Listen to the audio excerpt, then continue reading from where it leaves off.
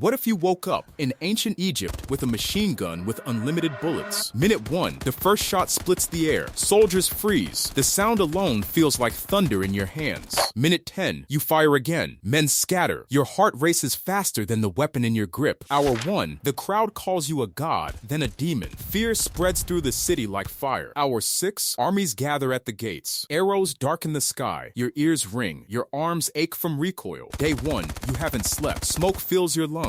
The bodies pile up, but so do the enemies. Day 2, the machine never runs dry. You do. Your hands shake. Your mind starts to crack. Day 3, they stop charging. They surround. They wait. Because even with endless bullets, you still need food, water, and sleep. And in the burning desert, the sand always wins.